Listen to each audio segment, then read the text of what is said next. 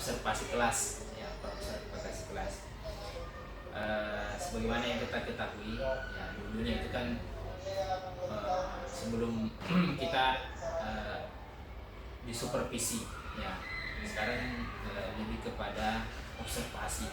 Jadi sebelum menilai bagaimana cara menangani guru itu diobservasi dulu. Dia ada praobservasi, ya menanyakan bagaimana tujuan pembelajarannya, area apa yang dikembangkan, strategi apa dalam pembelajaran. Nanti setelah itu baru masuk ke observasi, ya. Nah, hari ini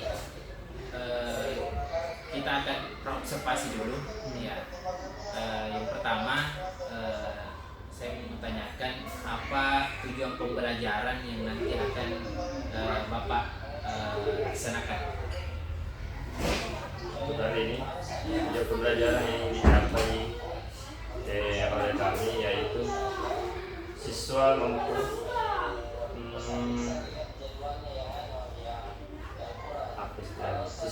menganalisis jenis-jenis plastik yang mana sedikit kandungan racunnya, yang mana banyak kandungan racunnya, dan yang mana yang paling mencemari lingkungan. Jenis plastik seperti itu yang akan jadi itu tujuan pembelajarannya. Hari ini siswa mampu menganalisis jenis-jenis plastik yang sangat mencemari lingkungan. Oh ya, menarik sekali. Ya. Berarti ini diharapkan siswa bisa memilah-milah yang mana yang paling berbahaya untuk lingkungan dan kesehatan. Oh iya. Nah, di pada pembelajaran nantinya ini area pengembangan apa yang hendak dicapai? Yang pertama dari sisi nilai yang ingin dibangun oleh guru, yaitu nilai beriman dan bertakwa. Ya. Kemudian diturunkan lagi menjadi akhlak kepada lingkungan. Oh Ya, iya. salah satu dari turunan itu beriman dan bertakwa kepada Tuhan Yang Maha Esa, akhlak kepada lingkungan. Nah, ini yang mau kami tumbuhkan. Jadi akhlak kepada lingkungan itu artinya siswa mampu awalnya mengetahui dulu, oh ini berbahaya untuk lingkungan dan kesehatan. Kemudian siswa diarahkan kembali bagaimana supaya mereka bisa mengurangi atau bahkan tidak menggunakan lagi bahan-bahan yang berbahaya untuk lingkungan. Jadi salah satu akhlak kepada lingkungan itu yaitu menjaga lingkungan dari pencemaran. Jadi nanti diharapkan tumbuh kesadarannya, ya. Itu yang mau kami kembangkan di dalam diri siswa. Nah, dalam pembelajaran ini Pak Fandi, strategi apa yang dipersiapkan oleh Bapak? Berdasarkan karakteristik siswa yang kami ajar, kalau kami melihat mereka itu lebih cenderung menyukai ketika gurunya itu istilahnya storytelling. Gurunya menceritakan bahwa kenapa bisa seperti ini lingkungannya sekarang, kenapa banyak air sungai yang hitam, kenapa banyak tanah yang tidak subur. Nah, seperti itu contohnya. Jadi nanti siswa diarahkan untuk apa istilahnya, diajak untuk terbawa dalam cerita. Dia mengambil makna dari itu, ya. Iya, dia nanti mengerti hikmah. Oh, ternyata kalau seperti ini yang saya lakukan, ini tidak cocok untuk lingkungan dan berbahaya untuk masa depan. Baik, itu saja Pak yang kami tanyakan. Insya Allah nanti kita akan berjumpa di kelas. Untuk saya akan observasi yang Bapak tadi sudah sebutkan tentang pembelajaran, area pengembangan dan juga strategi pembelajarannya. Terima kasih Pak.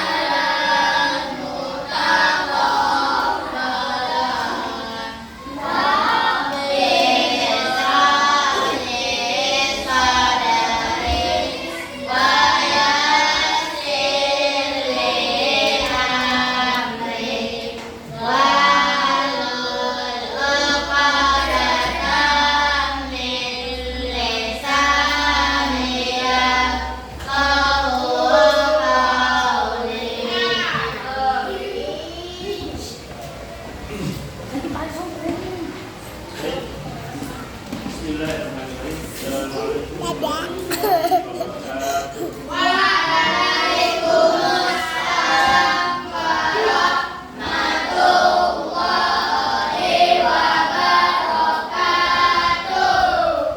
Alhamdulillahirabbil alamin wassalatu wassalamu ala rasulillah wa ala alihi ajma'in. Kaifa halukum?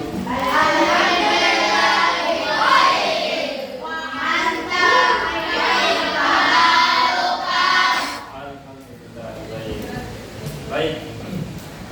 Masih ada yang ingat apa tadi yang kita bahas? Ya, apa materinya?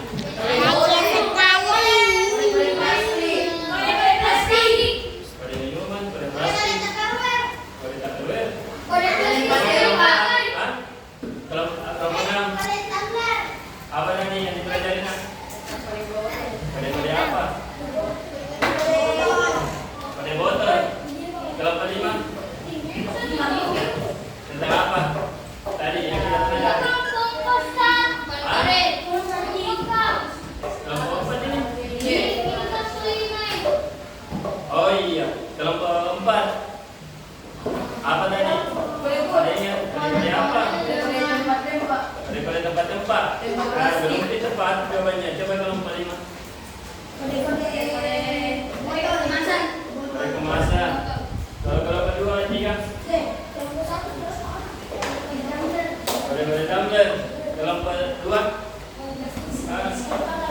Kode plastik. Ini kode plastik. Jadi pesan yang kembali yang sudah kita pelajari beberapa waktu lalu, yaitu tentang jenis-jenis plastik.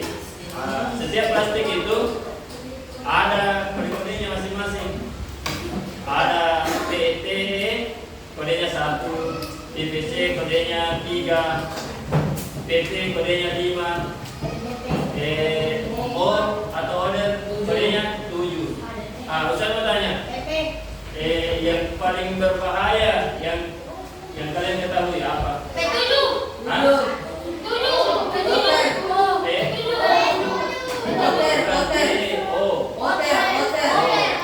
Atau kode 7.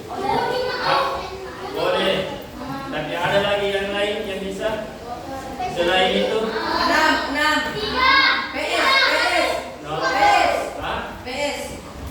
Nomor berapa itu PS? 6. Nomor 6. Contoh, apa contohnya PS itu? Styrofoam. Apa lagi?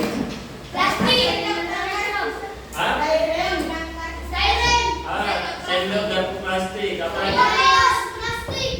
Botol susu anak bayi juga ada. Plastik itu masuk. Olahraga. Ya itu nomor 7 yang botol olahraga. Jadi yang paling berbahaya itu nomor 7, nomor 6. Yang paling berbahaya untuk kira-kira sebagai anak sekolah atau anak SD, apa langkah atau kegiatan yang nyata yang bisa dilakukan untuk menjaga lingkungan? Membuat sampah sembarangan? Tidak membuat sampah. Apa lagi? Tidak menggunakan plastik sekali pakai. Betul. Itu salah satu cara menjaga. Karena kenapa? Coba. Sudah. Kenapa kita dianjurkan untuk tidak menggunakan plastik sekali pakai? Karena plastik ada zat-zatnya. Zat apa? Zat berbahaya. Apa lagi? Sulit terurai. Jadi kenapa kita mesti menjaga kebersihan dan mengurangi penggunaan plastik? Yang pertama, plastik itu mengandung zat-zat yang berbahaya untuk tubuh dan untuk lingkungan. Yang kedua, plastik itu mengandung sulit untuk dikurai. Ya, betul. Jadi untuk kedepannya Ustaz berharap semuanya sudah memiliki kesadaran untuk mengurangi penggunaan plastik ini. Siapa yang pernah jalan-jalan di daerah Makassar, Goa? Angkat tangan. Ada yang pernah lewat, ada yang pernah lewat daerah Antang? Ada yang sudah lihat pembuangan sampah? Bagaimana bentuknya itu? Banyak. Itu kalau musim kemarau, Ustaz pernah tinggal di Makassar 4 tahun. Kalau musim kemarau itu pembuangan sampah di Antang itu karena ada angin sampai di tempatnya, padahal jauh dari tempatnya saat itu, baunya sampai ke situ tercium. Itu dia sulit untuk diurai karena kebanyakan adalah plastik. Mana? Di sini juga ada. Ini untuk Maros. Tapi kalau untuk daerah Makassar dan sekitarnya itu dibuat di daerah Antang. Oh, ini yang di depan.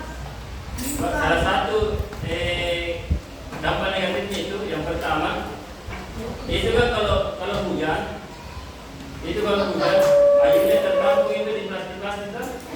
Kalau dapat tertampung, itu zat kimianya itu akan saling bereaksi, bisa menyebabkan ledakan, akan membentuk gas, bisa-bisa suatu waktu meledak. Itu salah satu bahaya juga. Jadi ada beberapa pencemaran yang mempengaruhinya nanti. Kalau sampah plastik itu yang pertama, apa tadi? Tanahnya akan tercemar. Yang kedua, air. Karena itu tadi kotoran-kotoran tadi akan mempengaruhi daerah sekitar itu. Yang ketiga, bisa-bisa itu nanti meledak itu sampahnya karena gas yang tertampung di tengah-tengah itu panas. Karena kejadian di Jakarta itu sampahnya itu meledak seperti tabung gas kalau meledak seperti itu. Nah, jadi itu bahayanya. Jadi Ustaz berharap mulai sekarang kalian sudah sadar bahwa menggunakan plastik ini untuk dikurangi. Apa alternatifnya penggantinya? Kertas, rokok. Botol minum apa?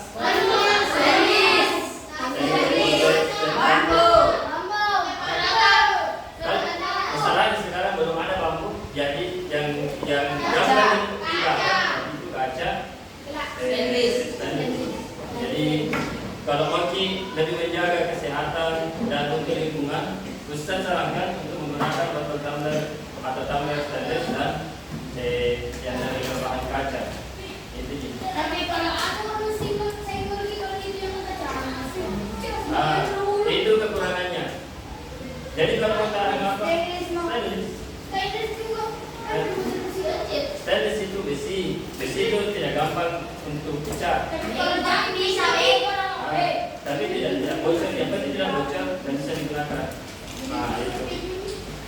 Ustaz mau bertanya dulu, ada Ustaz mau kasih lihat. Apa pendapatnya kali yang melihat gambar ini?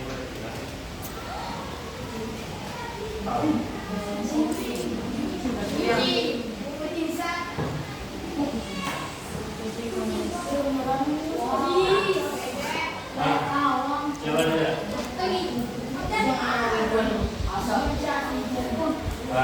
Ini asap ini. Biasanya ini adalah pengolahan sampah, berusaha untuk didaur ulang. Jadi dia ada asap. Kalau kita membakar sampah plastik itu, asapnya warna hitam. Itu akan berbahaya untuk udara. Itu kalau terhirup bisa menyebabkan banyak penyakit, kanker, gangguan hormonal. Yang paling itu yang paling banyak kejadian adalah kanker. Coba lihat, kira-kira kalau begini lingkungan tak, Mau tinggal?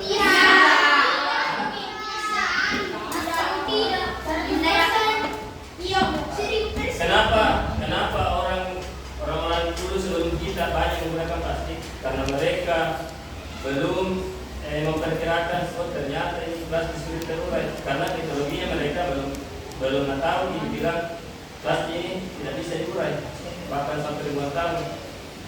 Jadi mereka pakai terus plastik sampai bertumpuk sampai sekarang. Akhirnya jadi masalah. Masalahnya itu pencemaran lingkungan. Kalau begini tidak ada yang mau tinggal begini. Bahkan hewan saja tidak sulit tinggal, apalagi kita manusia. Itu lalat pergi cari makan, tapi bukan yang disitu tinggal. Ya betul, itu larva itu menjadi nanti lalat lagi. Ya karena ada genangan air di sini kan. Ini asapnya ini dihasilkan oleh pabrik yang berusaha untuk mengolah lagi itu sampah. Misalnya botol plastik yang seperti ini kan. Ini nanti akan dilelehkan, dikasih lele lagi, kemudian diproses menjadi biji plastik, dibikin lagi plastik baru. Ya, ada namanya biji plastik kan, ada yang murni dan ada yang sudah didaur ulang. Yang didaur ulang itu biasanya sudah tidak bisa untuk digunakan makanan, untuk olahan makanan. Bedanya plastik yang masih murni dengan plastik yang sudah didaur ulang. Kalau plastik yang masih murni biasanya warnanya bening. Warnanya bening. Pernah kita kantong plastik putih yang bening? Itu lebih aman digunakan daripada yang hitam. Makanya sekarang rata-rata itu penjual ikan pakai kantong putih, penjual sayur juga pakai kantong itu karena itu lebih aman untuk makanan daripada yang hitam. Yang hitam itu hasil misalnya plastik seperti ini dilelehkan baru diolah lagi menjadi kantong plastik, itu sudah tidak aman untuk makanan. Ini plastik murni. Warna-warna.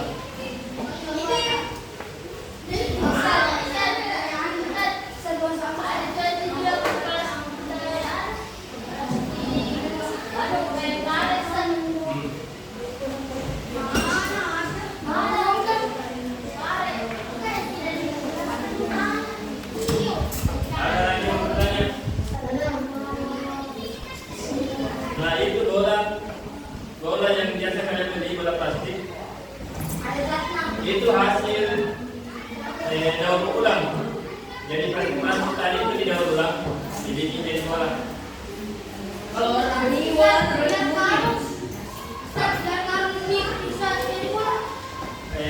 Kita melakukan. yes.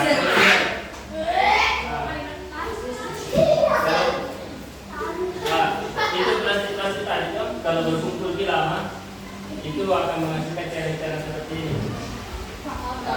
Kalau begini nih, yang pertama susah nih untuk mengambil air dari sumur karena airnya pasti kotor.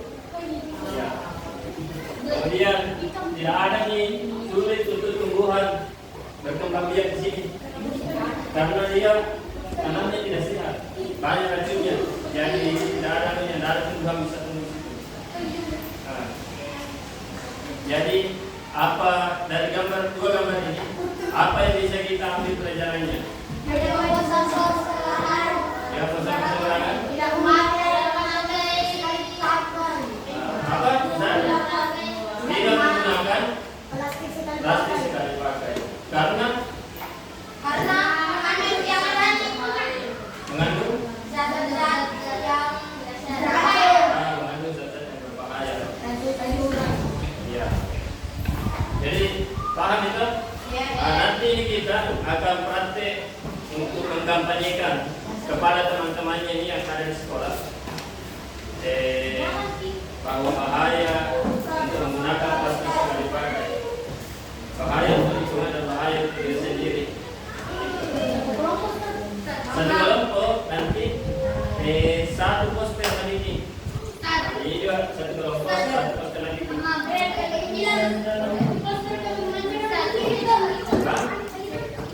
Coba nanti kita diskusikan lagi bagaimana bentuk posternya.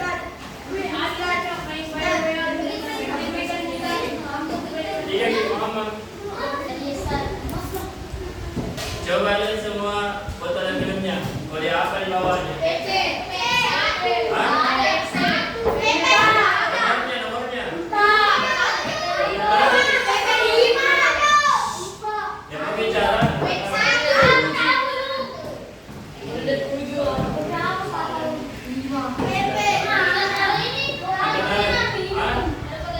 Kalau cara kuliahnya lebih baik tidak digunakan. Kalau tidak ada kuliahnya, dengarkan nak. Kalau merek, kalau merek abal-abal, usahakan jangan dibeli. Nah, kalau merek yang asal-asal, karena biasanya tidak ada izinnya untuk membuat produk itu. Jadi tidak dijamin ini plastik yang dia bikin aman atau tidak. Hah? Sama itu tidak ada kondisi, misalnya ada, tapi ini tak berbayar. Kalau tak berbayar, dia aman di. Insyaallah. PP, nomor berapa kalau PP? 5. Nomor 5 kayaknya. Kalau 5 aman atau tidak? Lumayan aman. Kalau nomor 5 lumayan aman.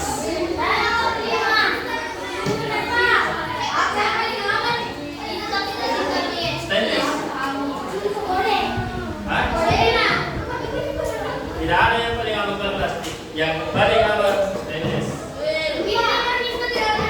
Itu stainless dalamnya.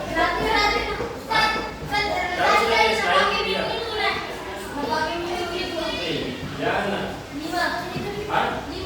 Oh itu untuk makanan. Tadi untuk apa dipakai begitu nggak bisa jelas. Berarti bisa dipakai nih kalau toples.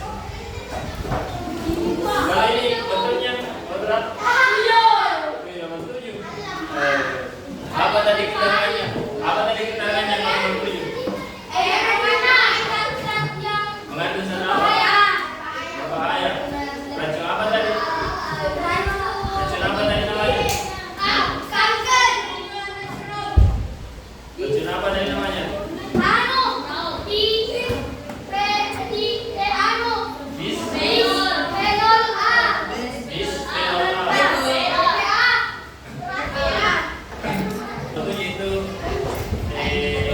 Kandungannya yang paling berbahaya karena dia bisa mengeluarkan zat racun. Apa namanya bisphenol A. Nah, ini yang berbahaya untuk tubuh karena bisa apa lagi? Mengganggu organ dalam, merusak organ dalam.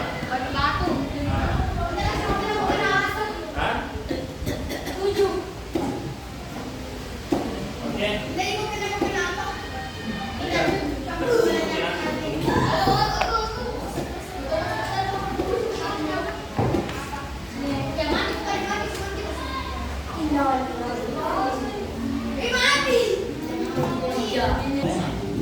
Ada sekitar 350 sampah plastik dihasilkan per tahun.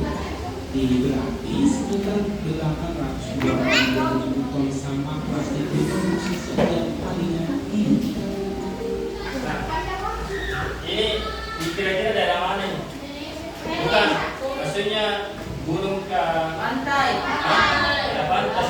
Tapi tidak ada di rumah sekitar. Hah? Kira-kira ini sampahnya dari mana? Dari laut. Masa orang buang sampah dari rumah langsung dibuang ke laut?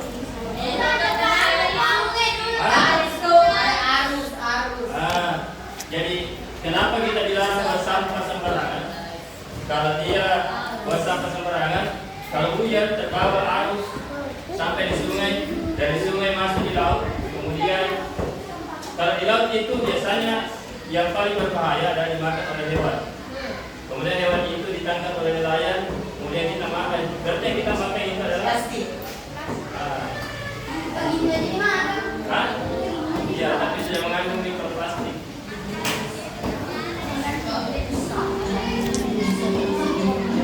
Di sisi lain, sampah plastik ini jika dibiarkan akan mencapai tanah dan air selama proses dekomposisi. Proses pembuatan plastik sendiri secara alami juga butuh waktu cukup lama, mulai dari 100 hingga 500 tahun, tergantung dari jenis plastik. Kondisi ini membuat negara-negara maju seperti Jerman memanfaatkan plastik semaksimal mungkin, termasuk mendaur ulang sampah plastik ini sehingga dapat digunakan kembali dan menyelamatkan lingkungan dari kontaminasi sampah plastik.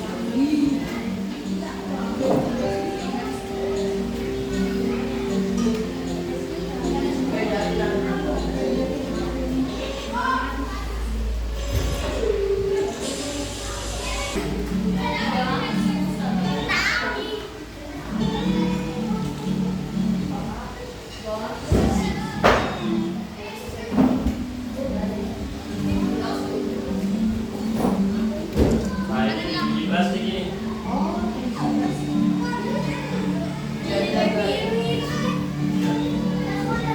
Di Jerman, sistem pengolahan sampah sangat teratur, dikelola dengan regulasi yang baik, dan kesadaran masyarakat yang tinggi. Sistem ini merupakan pengumpulan dan daur ulang sampah yang sangat efisien untuk berbagai jenis limbah, termasuk plastik. Jika di Indonesia sampah hanya dibedakan menjadi dua, yaitu organik dan inorganik, di Jerman sampah diklasifikasikan dengan sembilan. Sampah plastik ditempatkan pada tong berubah. Ini sama dengan kardus dan warna ringan seperti air.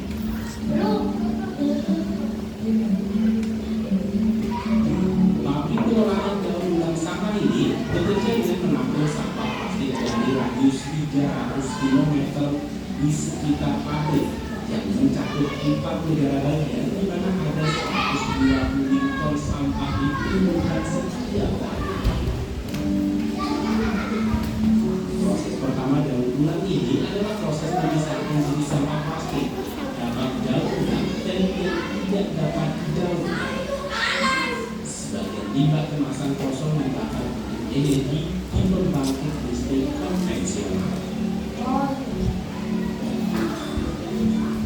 Proses penyortiran sampah plastik ini berlangsung hampir sepenuhnya secara otomatis. Di bagian depan pengumpulan sampah, sebuah hidrometer bertugas memasukkan sampah plastik di dalam conveyor yang akan membawa plastik melalui satu conveyor sepanjang 2,5 km.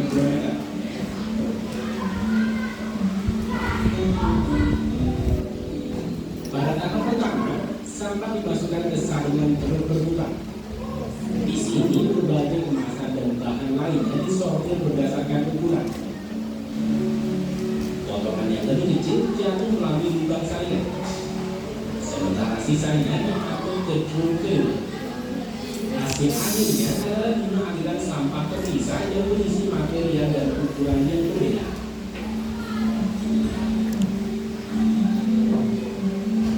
Proses pemisahan sampah plastik berdasarkan ukuran membuat prosedur penyortiran lebih lanjut menjadi mudah.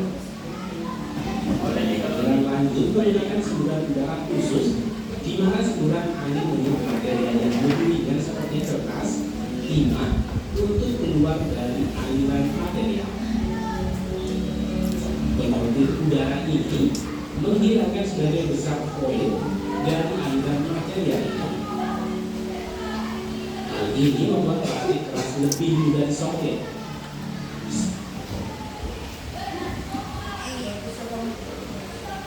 Maka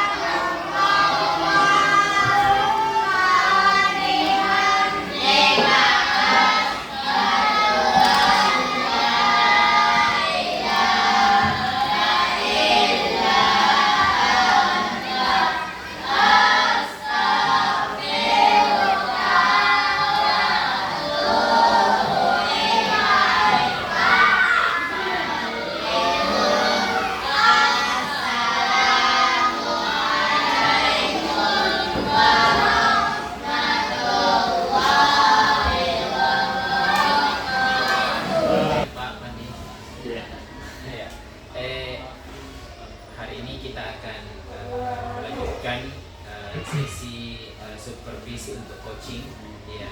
Jadi pasca observasi. Jadi kemarin sudah diobservasi dan hari ini kita akan melakukan proses pasca observasi. Jadi supervisi dengan berbasis coaching. Ya. Saya mulai dulu dengan pertanyaan, bagaimana perasaannya setelah diobservasi? Biasa-biasa jadi tidak tegang. Oh iya. Apa yang menurut Bapak yang berjalan baik pada saat pembelajaran? Apa yang menurut berjalan baik? Dari sisi siswa? Bisa juga dari sisi persiapan atau Kalau dari sisi siswa, saya lihat anak-anak antusias dan memancing mereka untuk bertanya pertanyaan-pertanyaan cukup kritis. Iya. Saya juga saksikan kemarin karena pertanyaan-pertanyaannya itu di luar dari dugaan yang awalnya dikira ya. Di luar dari konsep. Iya. Tapi menarik karena bisa menjadi memancing anak-anak untuk aktif. Nah, apa saja yang tantangan yang Anda hadapi selama pelajaran tersebut? Yang pertama, karena pelajarannya berlangsung di jam terakhir, yang mana tentunya anak-anak sudah capek mengantuk. Itu yang tantangan yang pertama, dan itu menjadi PR untuk kami bagaimana supaya anak-anak bisa tetap semangat ketika proses pembelajaran di jam terakhir. Cuma itu tantangan. Nah, bagaimana proses mempersiapkan ini? Apakah setelah Bapak sudah mempersiapkan rencananya, ada perubahan dalam pelaksanaannya apa saja dan bagaimana kira-kira kemarin? Apakah ada perubahan? Dari sisi persiapan sudah cukup bagus. Kemudian dalam prosesnya karena ada pertanyaan-pertanyaan yang cukup kritis sehingga memancing perubahan rencana sedikit di dalam proses pembelajaran. Ya, jadi supaya siswa bisa terakomodasi pertanyaannya itu, sehingga kami munculkan beberapa hal yang bisa menjawab pertanyaan siswa seperti itu. Nah, kita berbicara tentang pembelajaran kemarin, itu bagaimana metode apa yang pengajaran apa yang Bapak gunakan kemarin ketika pembelajaran? Yang pertama berbasis digital, karena sudah menggunakan proyektor. Kemudian yang kedua seperti yang kami katakan kemarin, menggunakan teknik storytelling seperti itu. Ceritakan anak-anak bagaimana dampak kerusakan lingkungan dan sebagainya seperti itu. Nah, apakah ada strategi pengajaran yang dirasa kurang efektif dan bagaimana memperbaikinya? Bisa dikasih contoh? Misalnya ketika memberikan pembelajaran anak-anak tidak terlalu perhatikan, mungkin ada cara-cara yang lain supaya bisa anak-anak itu tertarik. Kalau strategi pembelajaran yang kurang efektif itu tentunya strategi pembelajaran yang konvensional seperti biasa, satu arah. Nah, itu kurang efektif karena tidak bisa mengakomodasi anak pengetahuannya. Pokoknya anak-anak diibaratkan gelas yang diisi terus. Dia tidak tahu apakah gelasnya ini sudah siap atau belum, seperti itu. Jadi nanti ketika ada kondisi seperti itu, bagaimana kira-kira untuk memperbaikinya? Kalau dari sisi guru, ya tentunya mengikuti pelatihan-pelatihan dari coaching, workshop, dan sebagainya.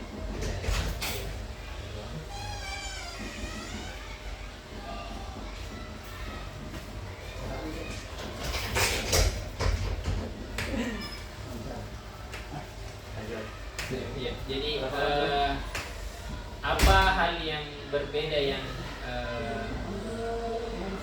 bila Bapak bisa lakukan untuk meningkatkan ini pembelajaran nanti ke depan? Mudah-mudahan saya lulus guru penggerak angkatan ke depan. Iya. tapi ada hal yang berbeda yang Iya. bisa Supaya diambil. ilmunya juga bisa saya dapatkan. Iya, iya.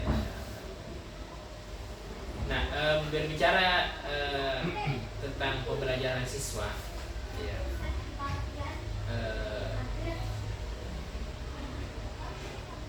Apa umpan balik yang Anda terima dari siswa setelah pembelajaran dan bagaimana rencana umpan balik itu untuk meningkatkan pembelajaran? Umpamanya dari siswa kemarin itu